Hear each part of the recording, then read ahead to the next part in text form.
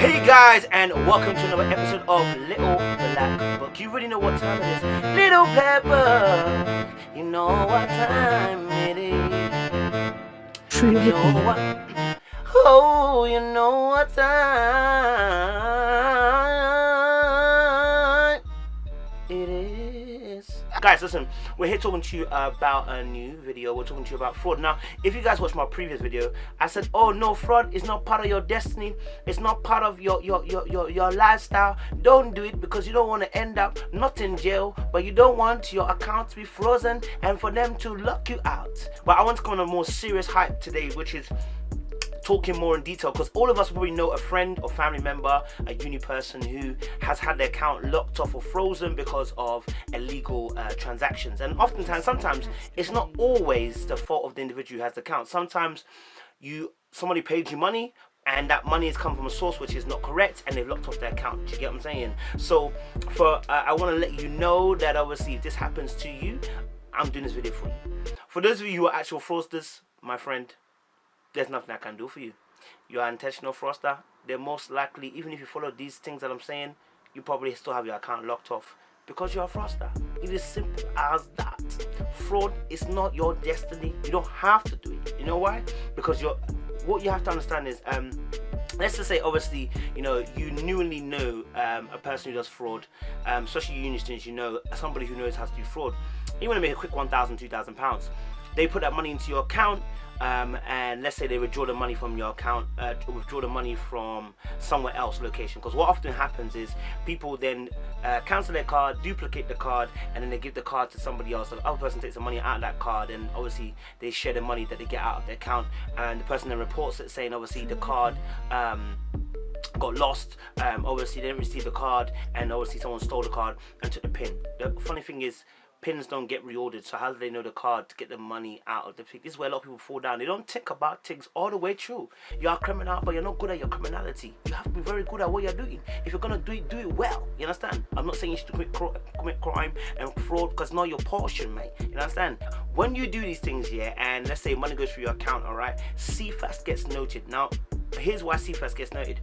When you open the account, or when you took out a loan, or when you took out a mortgage, or when you took out a credit card, there's something called FPN, which is Fair Processing Notice. Now, when you'll get read out saying to you, oh, you're applying for this particular product, and in doing so and so, if such and such happens, we will share your information with our fraud prevention services. Okay, FPS.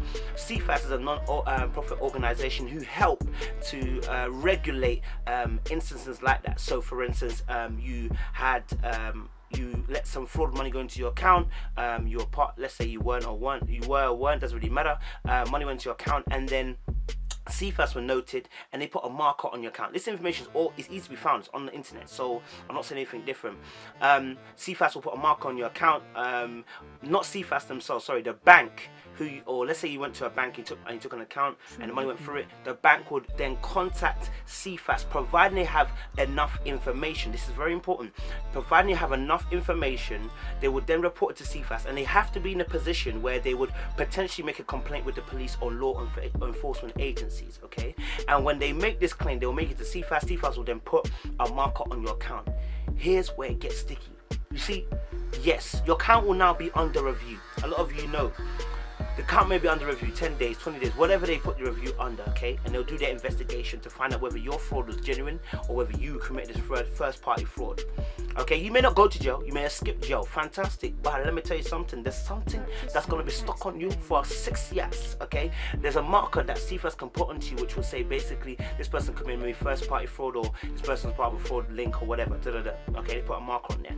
Now, unfortunately, what you have to understand is committing fraud is going to cost you. Why? Because one, other banks are also signed up to this. Are also signed up as well for financial prevention, fraud prevention services, and they may potentially use the same service. And so what happens is the information they tap into when they're doing a credit search, when they're trying to open your account, a loan, a credit card, or even a mortgage in future. Because 6 years down the line, some of you may be rich enough to open a mortgage.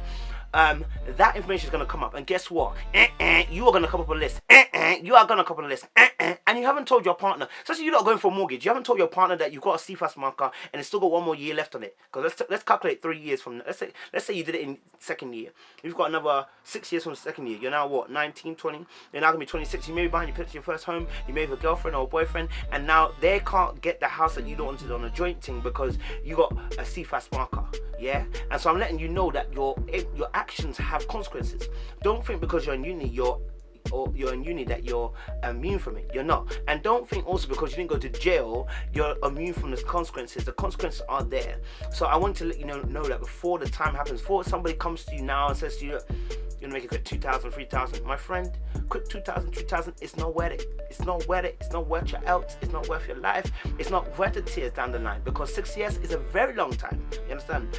Let's just say, hypothetically speaking, you had a situation where you gave your details to somebody else, okay, to pay some money in. You wanted some groceries. You wanted some groceries, and you paid some money in. Okay, that money was fraud money, unfortunately. Okay, because some of you have got some fraudulent boyfriends, I know, and some fraudulent girlfriends out there. You just like 419. You mean you don't respect yourself? You want to get illegal monies because it's sweet, isn't it? Yeah, the person who's collecting the money has no problem, but you, if you don't be careful, this person will rob you of all your chances in the world and opportunities. Let me tell you something as well. It's mad because certain jobs also, especially financial sector jobs, yeah, they will do these checks and they will tap into these fraud prevention services and agencies. Why? Because they want to make sure who they're employing. And when they tap into these things, you now can't get a job. So imagine this year, you ain't got an account and you ain't got a job. How are you going to get money? You have to get a job to get money, but then you can't get a job to get money. Imagine the cycle you're in. Those of you who are fraudsters, you can turn off now, because even if you try this thing, they're gonna find out that you are fraudster with lobster. You understand?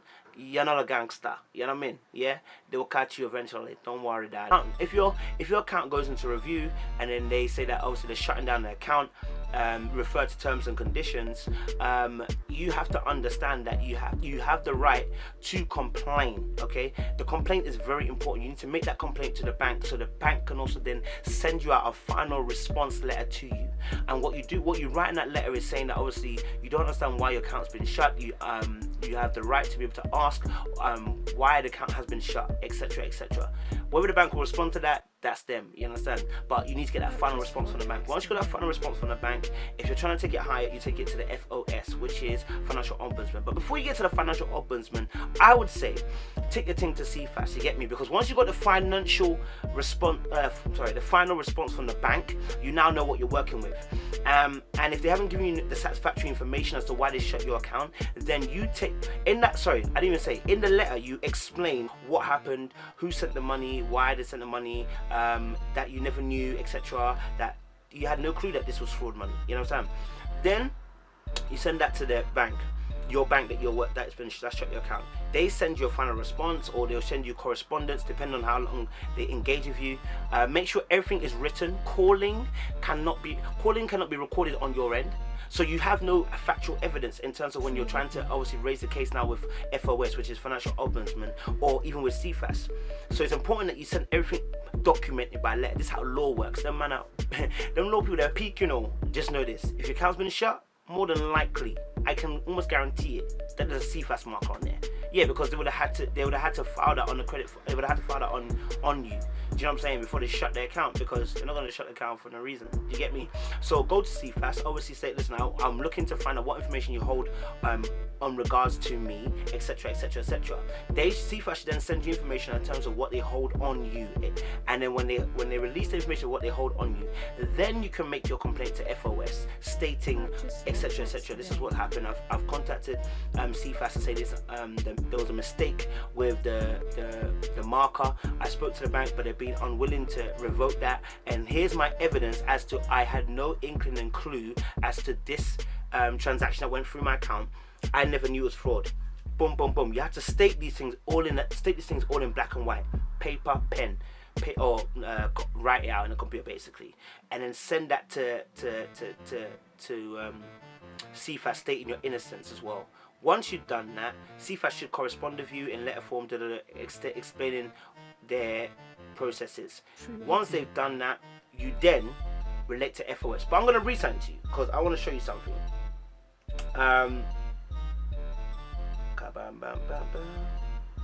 Cool. So I'm gonna read this thing. This is a thing you won't even to see it, I don't think. But I watched it. This is on This Is Money, and it says how to challenge a CFAS marker. So first you have to understand, yeah. When a CFAS, it says number one, when data CFAS holds is being challenged, the organization who recorded the information should be contacted in the first instance. Like I said, contact your bank, outlining the reasons why the information recorded is disputed. So once you contact the bank, they should outline the reason why you should outline the reasons why you dispute the information. Yeah.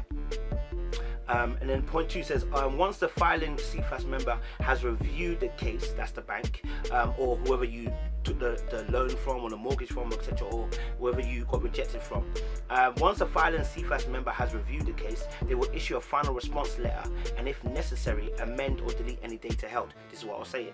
Cool. 3, if the member does not uphold the complaint, basically the bank or whoever you're getting it from again doesn't uphold that complaint you made, CFAS can conduct their own review of the case. This is where CFAS comes in.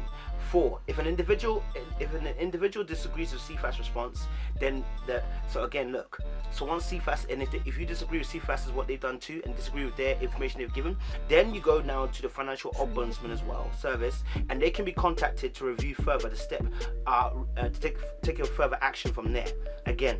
But like I said, everything has to be taken in note form. But do you see how long that is? This is going to be a long process. Deep it. So I always say, look, prevention is always better than cure. So you want to make sure that, listen, if you're going to give out your bank details, no, if this person is shady and you know the person is shady, don't give it to them, cuz. Just don't give it to them because you don't want them paying into your account. It's long after that. Look, take care, because it's a domino effect. If you can't get a job in the future because you've got CFAS, because some jobs will, especially if you are in marketing and business and stuff like that, they're definitely going to check and they're going to make sure to see who actually is working for them before they employ you. Now you got no job because you got a CFAS marker on the situation. Yeah, you can miss out on future job just because of a few grand you got in university. It's not worth it. As well, whilst your account is under review, legally, obviously, the student loan is yours. You can claim, you can go to the bank and get that, providing you have the right ID, depending on the bank's procedures and everything like that. But legally, you're entitled to your loan, so they can't hold that. Benefits, they can't hold that as well. Your wages, they can't hold that, providing you can provide solid information and evidence that those finances are from those credible sources. I always say, like, if you get rejected on something, you want to ask why, and you want to get that written in formal communications as well. I just wanted to give that information. So if you didn't understand what I said, if your account is locked off, yeah, you want to first of all contact the bank. Get a communication with the bank, ask them why they shut their account, and then stating why you disagree with the bank account being shut. They should send you a final response. That final response you can now take to CFAS, correspond with CFAS. They should then take their own review. If you don't like the review of CFAS, then take it to FOS. It's that simple, nothing long. And then FOS, which is Financial Ombudsman Service, they will look into it as well for you. So there is hope for those of you if your account's been shut. You may not want to open that account again because obviously you felt hard done by, but there is hope for you at least to get that marker off, you know what I'm saying? And then maybe compensation, you never know. So guys, that's my advice for you for uni. It's probably a long one, but it's good to know this information, I mean, deep it. Be late. Hey, listen, little blackbird, you know what time it is. Are you mad? Are you mad? Are you lean? Don't do fraud, it's not your destiny.